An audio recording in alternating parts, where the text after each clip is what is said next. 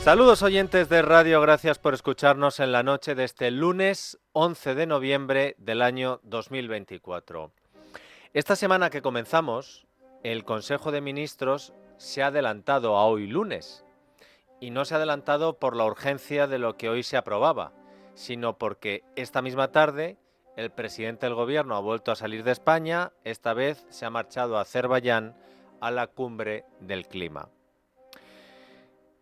En la rueda de prensa posterior al Consejo de Ministros, como había anuncios, se ha repetido la escenografía de la semana pasada y ha sido Pedro Sánchez el que ha comparecido después de la reunión del Consejo de Ministros. En su discurso, el presidente del gobierno tenía mucho interés en denunciar los bulos que se han lanzado sobre la catástrofe y ha insistido en hasta 4 ocasiones en la importancia que tiene el frenar todas estas intoxicaciones. Y quisiera comenzar, como terminé también mi última comparecencia, agradeciendo a los profesionales de la comunicación, a los medios de comunicación, la gran labor informativa que llevan haciendo ustedes desde el inicio de esta tragedia. Porque la información veraz, la información contrastada, es la mejor forma de combatir uno de los principales males de esta era de la sociedad digital, y es el bulo, la desinformación, que lo que busca es alimentar el caos y crear desasosiego y división en una población ya muy afectada por esta tragedia.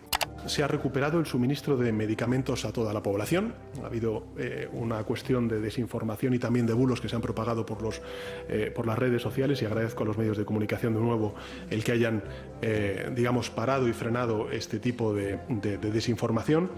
El esfuerzo titánico de vecinos y vecinas, de voluntarios, también del tercer sector, que ha sido objeto de desinformación y campañas de bulos por parte de algunos en las redes sociales. El tercer sector, que está haciendo un trabajo extraordinario, con las ONGs, a los cuales toda esta amalgama, ¿no?, de desinformadores y de bulos lo que hacen es señalar injustamente. Los bulos no son algo que se hayan inventado ahora. Siempre ha habido bulos. Un ejemplo de hace muchos años para que vean hasta qué punto esto no es nuevo. Durante mucho tiempo, e incluso diría que todavía hay gente que se lo cree, se dijo que una de las compañías del ferrocarril que unió las dos costas de Estados Unidos se había librado, para no pagar a los trabajadores chinos que habían estado poniendo las vías, pues se había librado de ellos hundiéndolos en las profundidades del lago Tahoe. El lago Tahoe tiene una peculiaridad, que es muy profundo y sus aguas son muy frías, y los cadáveres se conservan mejor. Para darle más veracidad a la historia de que en el fondo había chinos por centenares amarrados con grilletes que todavía se les podía reconocer el cadáver, se dijo que en los años 70 el famoso Jacques Cousteau había hecho una inmersión con su submarino y que al salir del lago Tahoe dijo: el mundo no está preparado para saber qué hay en el lago Tahoe. Dio igual que la familia de Cousteau haya negado hasta la saciedad que el oceanógrafo hubiera hecho esa inmersión en su vida. Da igual que los trabajadores chinos supuestamente muertos siguieran currando en otras obras del ferrocarril muchos años después. La mentira, aunque absurda, siempre perdura en la mente del que quiere. Y con la catástrofe del temporal, sobre todo en la Comunidad Valenciana, hemos tenido bulos y habladurías e intoxicaciones de todo tipo. La diferencia es que ahora, en la sociedad de la información de la que hablaba Pedro Sánchez, hay millones de altavoces para propagar a más gente y más rápido todos esos bulos. Pero lo curioso, desde el punto de vista del análisis político, es que nuestro presidente del gobierno, tan preocupado como han escuchado que está por la desinformación y la intoxicación, se preocupe solo de los bulos que se expanden desde las redes sociales y no de los que salen de su propio gobierno. La Guardia Civil ya ha finalizado las investigaciones sobre la supuesta presencia de grupos ultras organizados en las agresiones al rey, a Pedro Sánchez y a Carlos Mazón en la localidad valenciana de Paiporta. Recuerden que el Gobierno de España, concretamente el presidente y el ministro del Interior, atribuyeron los incidentes a grupos organizados de extrema derecha. No eran vecinos enfadados, no era la ciudadanía indignada, eran grupos organizados de extrema derecha. Hoy, nuestro Fernando Lázaro cuenta en El Mundo que las investigaciones de la Guardia Civil no descartan nuevas detenciones, pero que los agentes de la Benemérita rechazan ya por completo que hubiera una trama organizada detrás de las agresiones. Dicen que en ningún momento han encontrado un solo indicio que apunte en esa línea. El PSOE y varios medios de comunicación afines identificaron de inmediato hasta los supuestos líderes ultras de esa organización que había organizado la supuesta emboscada. Bueno, pues por lo que se ve, a la Guardia Civil le está costando un poco más. O no son los que estaban identificados, o directamente no son. Pero de esta desinformación nada ha dicho hoy el presidente del gobierno, lógico, porque era suya. Sí ha hablado de otra noticia, la que se produjo el pasado sábado en Valencia. ¿Qué ocurrió el sábado en Valencia? Pues que hubo una manifestación en la que se pidió la dimisión de Carlos Mazón, a la que acudieron, según la delegación del gobierno en la Comunidad Valenciana, alrededor de 130.000 personas, una manifestación que estaba convocada por Acción Cultural del País Valenciano y otras organizaciones y sindicatos de extrema izquierda. Acción Cultural del País Valenciano es una asociación de izquierdas que defiende la independencia de Cataluña y que recibe subvenciones millonarias de administraciones gobernadas por el PSOE, por Compromís, por Esquerra. Estos cogen de todos, o bien por la izquierda o bien por el independentismo. Ximo Puig, el expresidente de la Comunidad Valenciana, le dio a esta organización 4 millones de euros durante su mandato. Son muchos, ¿eh? Bueno, pues la manifestación del sábado terminó con unas imágenes que han podido ver todos los españoles, incluido el presidente. Radicales violentos tratando de quemar la puerta del Ayuntamiento de Valencia, haciendo pintadas en el Palau de la Generalitat y acorralando a un grupo de policías, por cierto, pocos pero valientes, que cuando fueron a por ellos con palos, con cepillos, con barro, con piedras, con objetos, se tuvieron que reagrupar, recibir los palos y luego dispersar.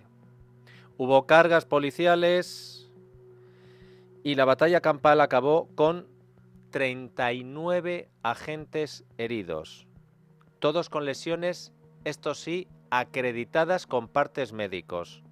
La mayoría con golpes de palos en las extremidades, muchos de ellos en las manos, y contusiones por lanzamiento de objeto. Les repito, 39 agentes heridos. La semana pasada, cuando le preguntaron a Sánchez por el relato que se estaba haciendo de lo que había ocurrido en Paiporta y las críticas que estaba recibiendo él por haberse ido mientras el rey, la reina y Mazón se quedaron, el presidente respondió en un par de ocasiones: yo estoy bien. ¿Y los 39 policías heridos el sábado? ¿Ellos estarán bien? Nosotros sabemos que están bien, que las lesiones no han sido graves, porque se lo hemos preguntado hoy a la policía. Hoy le han preguntado al presidente del gobierno por esa manifestación del sábado, y esto es lo que ha dicho. Y, por otro lado, una valoración sobre las manifestaciones de este fin de semana en Valencia, pidiendo precisamente la dimisión de Carlos Mazón, pero también demandando al Gobierno de España que se hubiese actuado de manera más contundente desde el principio de esta crisis. Gracias. Sí, decir que absoluto respeto y total empatía con una comunidad que se ha visto conmocionada ante un desastre natural como el de esta Dana. Y creo además que los gobiernos lo que tenemos que hacer es, uno, escuchar lo que dice la ciudadanía, dos, acompañar a la ciudadanía en esta situación tan trágica y tres, poner todos los recursos del Estado para recuperar la normalidad cuanto antes. Ha dicho Pedro Sánchez respecto a la manifestación del sábado que lo que hay que hacer es escuchar a la ciudadanía. Cuando le preguntaron por Paiporta dijo que había ultras a los que señalar, pero en Valencia solo hay ciudadanos a los que respetar. Pues 39 policías heridos esperan que el presidente del gobierno se solidarice públicamente con ellos. ¿O qué pasa? ¿Que los palos solo duelen si se los lanzan al presidente y los que dan a la policía, eso no duelen? La manifestación del sábado no era para todos los ciudadanos. Lo sabemos porque cuando en esa manifestación aparecía gente con pancartas criticando, ojo, a Mazón por sus errores, y a Pedro Sánchez también, entonces a esos no había que escucharles, a esos había que echarles. Se ha hecho muy viral en redes sociales un vídeo de unas chicas a las que se les quiso quitar la pancarta porque llevaban un lema contra Sánchez y contra Mazón y contra Sánchez. La policía es que no puede autorizar. ¡Policía! ¡Señor policía! ¡Por favor! Bueno, la manifestación de hoy, la se ha organizado, ¿la habéis organizado vosotros? Ah, pues es que se ha organizado, ¿puedo hablar? Da igual, no la ha organizado la policía, la policía. Han intentado pegar, mira lo que está diciendo, señor policía. Un permiso para un único nada. Mazón, dimisión. Sánchez y Con el suyo, ya con el suyo. ¿Qué es esto? Que llevaban una pancarta metiéndose con Mazón, pero también con Sánchez. No, esta es solo contra Mazón. Bueno, está claro que la izquierda política, mediática y activista ha encontrado un filón en los errores claros del gobierno valenciano durante la riada. Y con ellos quieren montar un Prestige 2.0. Y para que el Prestige 2.0 funcione, no se puede decir que Mazón cometió errores, pero también Teresa Rivera. Y también Sánchez. No. Y a ese Prestige 2.0 es al que se van a tratar de agarrar desde la izquierda, desde cierta izquierda, para tratar de centrar el foco donde hay que ponerlo. Porque, entre otras cosas, si el foco se mueve hacia otro lado, a lo mejor la alternativa informativa para el sanchismo, de forma inminente, es terrible. Miren, Esmeralda, vamos a contarles a los oyentes el calendario para que vean hasta qué punto la agenda informativa, si el foco cambia, es terrible para el sanchismo. Vamos a contarles el calendario que se le viene encima. Para empezar, mañana martes, ojo a la Comisión Coldo en el Senado. Comparece el exsecretario general de Puertos del Estado, el famoso Alvarito, el socialista Álvaro Sánchez Manzanares. Por la tarde, a las 6:30, es el examen a Teresa Rivera para ser comisaria europea. En el Parlamento Europeo va a tener que dar explicaciones durante 3 horas también sobre su gestión de la gota fría. Claro que esto no es una entrevista en la cadena SER de 13 minutos. Esto es, en el Parlamento Europeo, un interrogatorio de 3 horas. Y el PP europeo parece que está enfadado con el comportamiento de Teresa Rivera. Hoy le han preguntado, por cierto, al presidente del gobierno por la gestión de Rivera en esta catástrofe. ¿Ha habido una primera vez?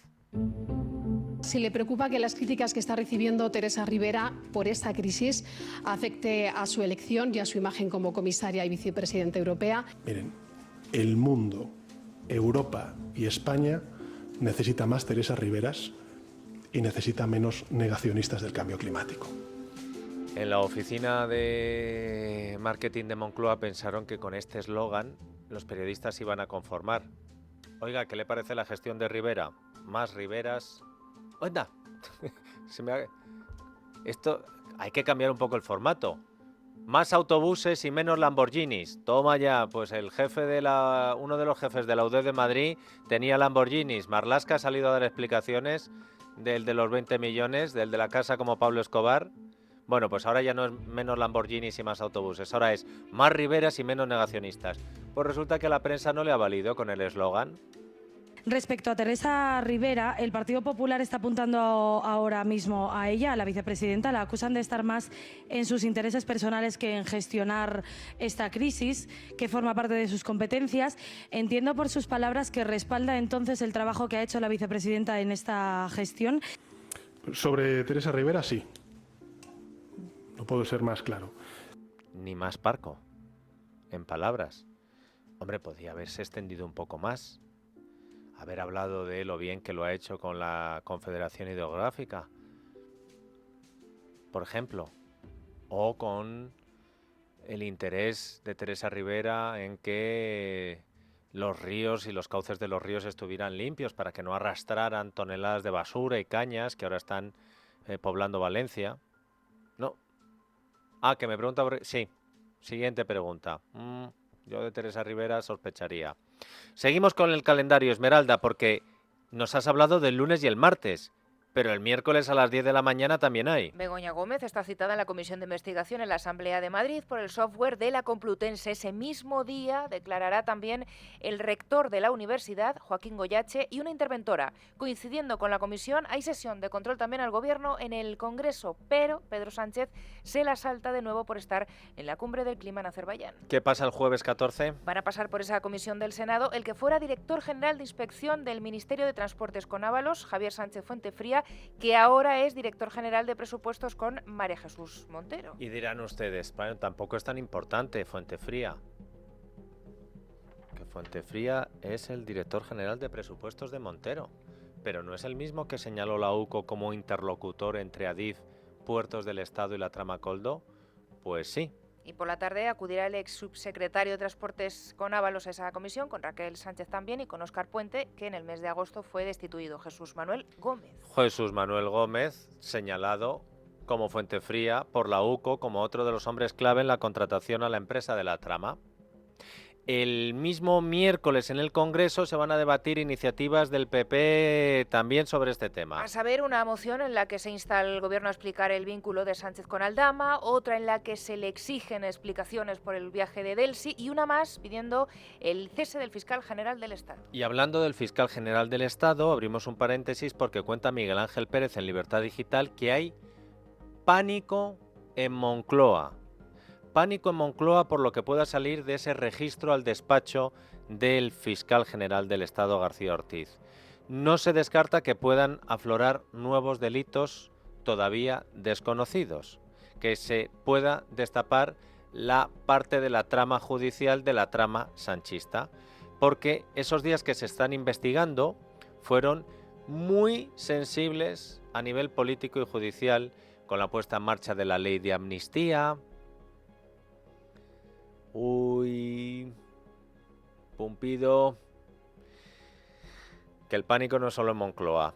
Continuamos con el calendario. Viernes 15, citado en la Cámara Alta, Ricardo Mar, que fue director de Gabinete de Ábalos en el Ministerio. Siguiente semana, ojo al lunes 18 porque viene una de las citas gordas. Es que es el día en el que ha vuelto a ser citada Begoña Gómez al juzgado para declarar como investigada por los dos nuevos delitos, el de apropiación indebida y el de intrusismo laboral por el software de la Complutense. Será a la 1:30. Un poquito antes, a las 11, pasará por el Senado Pedro Saura, exsecretario de Estado de Transportes con Ábalos, ahora presidente de Correos, y cuyo nombre aparece en audios entre Hidalgo y Aldama intervenidos por la UCO por el rescate a Air Europa. Y en el turno de tarde quien comparecerá será Raúl Burillo, inspector de Hacienda en la delegación de Zaragoza, el que destapó la trama en un informe que llega a la Audiencia Nacional y que acabó con el despido de 2 de sus superiores en la agencia tributaria. Por haber llevado ese informe a la Audiencia Nacional. Martes 19. Citado en esa comisión del Senado el exdirector de Hacienda durante la pandemia y que ahora es secretario de Estado del Ministerio, Jesús Gascón. El miércoles 20, el vicepresidente de la SEPI, Bartolomé Lora, otro de los que aparecen en los audios entre Hidalgo y Aldama junto a Saura y que está citado en la Cámara Alta. Jueves 21. 21. Escucharemos el testimonio del ex jefe de la Unidad Fiscal y Aeroportuaria de la Comandancia de Madrid la noche de Delsi en Barajas, David Blanes, a quien Interior acaba de premiar, por cierto, con un puesto clave dentro de la Guardia Civil. Ese mismo día también desfilará por el Senado el excomisario del aeropuerto de Barajas el día de Delsi y que ahora es jefe superior de la Policía en Canarias, Jesús María Gómez Martín. Y el viernes 22 de noviembre, Dieter, se ha vuelto a convocar a Javier Hidalgo, ex CEO de Globalia. Como se le lleva buscando desde el 10 de octubre, pues a ver si hay suerte en 2 semanas. Fíjense que 2 semanas de comparecencias en tribunales, en comisiones de investigación, de personajes clave en las tramas que se están investigando. Rescates de aerolíneas, Delsi Gate, caso Begoña Gómez. Ojo a este asunto. Ojo a este asunto porque parece que como lo de culpar de todas estas cosas a la máquina del fango ya no cuela, pues hay que aprovechar el fango en las calles de Valencia para hablar de los bulos sobre la riada y de los errores de Carlos Mazón. Pero que no se hable de Rivera porque entonces se nos fastidia. Por terminar con lo de la desinformación. Hoy Sánchez ha presentado un segundo paquete de ayudas a los afectados por el temporal. Si alguno de ustedes es quisquilloso y le interesa el detalle de los anuncios o quiere conocer la letra pequeña de alguna medida por una cuestión de interés periodístico o por alguna cuestión de interés personal, por si le afecta o le beneficia, tengo que decirle que esta semana ni siquiera Sánchez ha anunciado que iba a haber un banner en la página web de la Moncloa con toda la información. Sánchez, nada más empezar, ya le ha dicho a los periodistas, ya os enteraréis en los próximos días. No tengo tiempo, lo podrán ustedes ver a lo largo de los próximos días e iremos informando de explicar las 110 medidas. En estos anuncios que hace Pedro Sánchez, siempre la letra pequeña resulta muy importante porque algunas veces te lleva sorpresas. El martes pasado anunció 10.600 millones, como si los diera el gobierno. Bueno, ¿saben cuántos aporta el gobierno directamente? Pues presten atención al mensaje que nos ha mandado Lorenzo Amor en pleno vuelo camino de la cumbre iberoamericana de Quito, en Ecuador. De los 10.600 millones que anunció Sánchez, 5.000 millones son préstamos que las entidades financieras, aquellas que el gobierno pretende subirle los impuestos o crear un impuesto para ellas, esas entidades financieras van a prestar 5.000 millones de euros para ciudadanos, empresas y autónomos que tendrán que devolver esos créditos. Pero además 3.500 millones de euros corresponden al consorcio de compensación de seguros que al fin y al cabo pagamos todos los ciudadanos cuando contratamos una póliza de seguro. Cualquier persona que contrate un seguro sabe que hay una parte que va destinada a ese consorcio de seguros. Por tanto, a ver, yo en esto lo que quiero resaltar es que uno ve últimamente que están señalando, oiga, para esto sirven nuestros impuestos, para poder recuperar o ayudar. Bueno, es indudable que de los impuestos de los españoles pues, se pagan muchas cosas, ¿no? Pero lo que quiero dejar manifiesto es que tanto el paquete de medidas que se aprobó la semana pasada como el que se aprobó esta semana pues, contienen medidas que va a pagar el tejido empresarial, que van a pagar entidades que no tienen nada que ver con el Estado. ¿Se imaginan que cuando Sánchez anunció el despliegue de ayudas de 10.600 millones de euros hubiera dicho, y por cierto, me gustaría concretar para que no haya ningún tipo de desinformación, que el gobierno con el dinero del Estado se hace cargo solo del 10%, de 1.500 millones, que el resto tiene que ser devuelto y que el esfuerzo es para los empresarios, para las familias, para los autónomos y para los bancos, a los que les voy a pegar un impuestazo, sobre todo si se han rendido y no han llevado la sede desde Valencia a Barcelona, como la Caixa. Las ayudas que ha anunciado Sánchez hoy en ese Consejo de Ministros, adelantado a hoy lunes, las analizaremos, por supuesto, pero una vez que se publiquen en el BOE, porque nosotros no queremos desinformar a nuestros oyentes y decirle cosas de los 3.765 millones anunciados hoy por Sánchez que luego resulten no ser verdad.